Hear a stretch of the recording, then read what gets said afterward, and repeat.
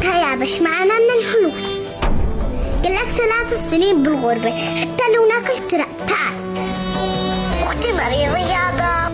هي قلتكم الله كيف الصوم في الغربة، وكيف تفطر وتتسحر بعيد أهلك، وكيف ساكن لحالك داخل العزبة، وكيف كملت عمرك وانت مستهلك، وكيف عايش، وكيف العيشة الصعبة متحمل أوجاع ما حد يحمله قبلك، لكن تعود حياة الضعف والغلبة ما باقي إلا تقول النفس ما تملك. تعبت أصبر